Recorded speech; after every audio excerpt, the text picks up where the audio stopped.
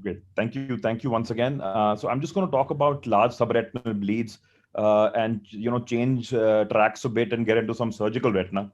So just etiology. Just this is not going to be a didactic kind of a sermon, but you have your usual suspects. So secondary to neovascular AMD, PCV. It could be a ruptured retinal artery macroaneurysm. Could be secondary to trauma, valsalva retinopathy. Rarely blood dyscrasias in which you might have multi-layered hemorrhages and or sometimes tumors. Melanomas can present if they are posterior, and certain other ones might with secondary membranes, very rare but may present. So I'm just going to present two quick cases with two surgical videos with them, and then have one slide at the end which it might be the take home, and then I'm going to call it quits. So 48-year-old hypertensive male actually presented with vision loss, and that's the picture that the patient had. So vision was hand motions. You can see you can hardly make out any of the macula or the extramacular region. The yellow arrow actually shows you the sub-ILM component of the bleed, the multi-layered hemorrhage. The red one, because you can see those blood vessels going over it, or at least you will be able to see them in the surgical video, shows the subretinal component. So we didn't know how much it was extending the subretinal component below it, but we knew it was considerable and was involving more than the macula. So we took this patient up for surgery, standard 25 gauge setup, as is usually done. And this is typically, so we were able to get the image of the patient. The image was taken 2 days prior to surgery. And by the time we wheeled the patient in for surgery, the patient had actually bled through and had a breakthrough vitreous hemorrhage. Because had the patient come like that, we would not have been able to get that photo. So just showing, after you clear the hemorrhage. So that is the intra-op, appearance. That is the sub-ILM component. And that large, dark colored, non-red looking is the retinal blood. Quickly, these are the easier, if I can say, if I can use that term, cavities in the retina to evacuate blood out of. So after the subilum space, blood is gone. That's the site of the ruptured retinal artery macroaneurysm, which was visible. And you can see that's the subretinal cannula. I would just quickly like to show you the setup here. So I entered, I've just paused the video. I entered with a 38 gauge Med1 cannula, which is mated to a 25 gauge back end. So it can go in through a 25 gauge cannula. And there are different schools of thought how to inject things in the subretinal space. I like to take control myself. And that's why I like to go in bimanually. Hence, as you can see in the setup, a fourth port at 12 o'clock has been introduced for the chandelier illumination, and to have my other hand free. And also I like to deturgest the vitreous cavity, because I would be injecting fluid under the retina. The machine, the Constellation machine, which we use at our center, would not be able to compensate for the increase in volume in the subretinal space. So although you can reduce the intraocular pressure a bit, but a vent ensures that there is constant efflux. And once you inject in the subretinal space, and if you inject yourself, which I like to do and not let my assistant inject, it's actually safer, as we will see.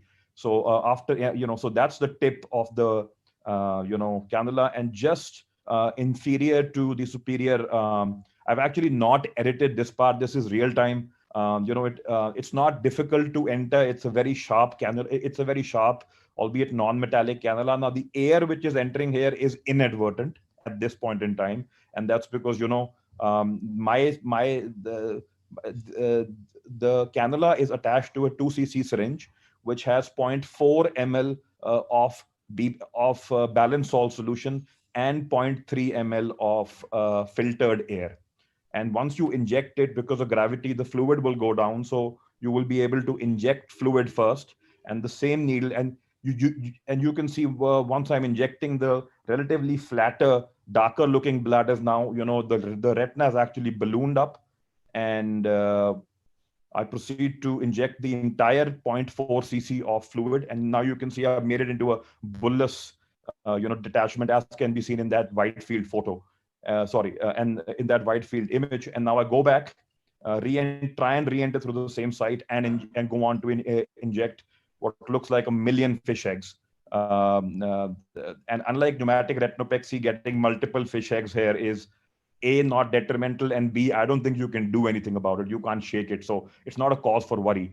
So that's what the patient had at that point in time. And that is pretty much the end of surgery, with just fluid air exchange being the step which is left, as you will see. And that is a critical step because you want to, force all of the bubbles will tend to move to the periphery wherever there is the large bleed. So once you do the fluid air exchange, as you'll see, again, this is just about 25 seconds to go.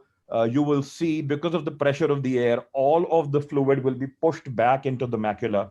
You will see it approach like a tsunami wave from the temporal edge now. And this is very slowly, because all of the fluid injected in the subretinal space is being pushed back towards the macula, and that's what you want. You want the fluid and the blood to kind of intermingle.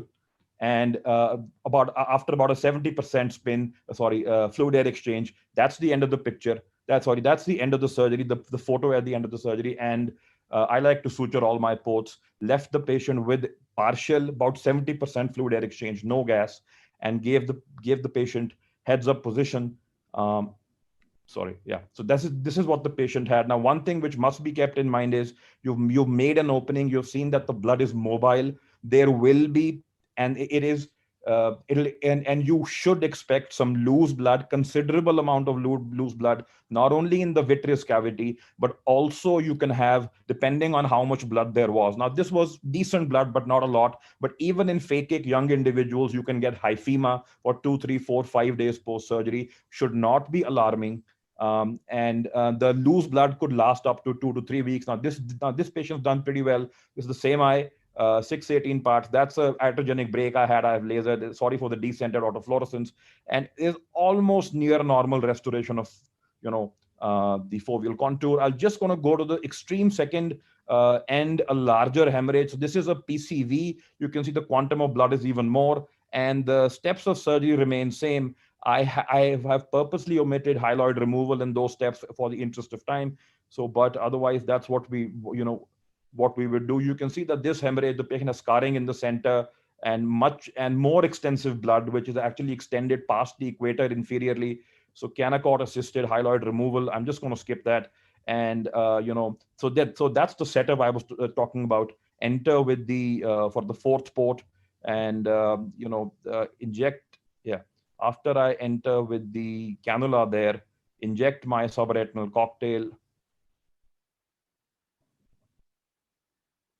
As you will see now, and this is just after, and you will see the air bubbles actually migrate real time inferiorly. So they tend to move to the area where a plane has been created either by the blood or with the previous bleeding. But after fluid air exchange, that's what you do. You get the air bubbles in the periphery. You do fluid air exchange. You force the fluid back, and that's the kind of resolution that you could get. So massive hemorrhages like that, no big retinotomies, no giant tears, nothing that I'm doing. And that's the last slide. If there's one thing that one should consider while attempting these surgeries is the size. So small is less than 4 disc diameters.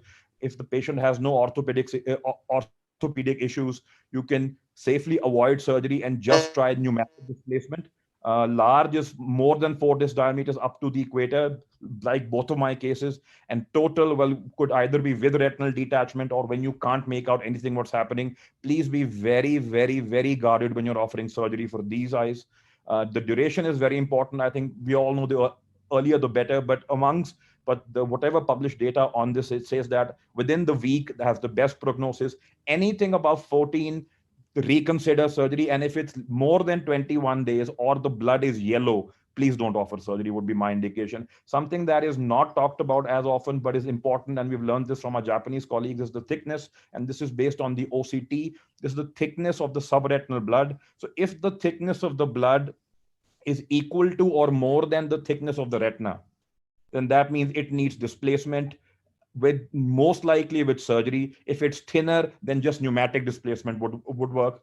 And then etiology, I've already shown good and bad prognosis cases. Both my cases, the anatomic outcome was pretty good, but the functional outcome depends on the underlying anatomy. The RAM case had very good vision, 618.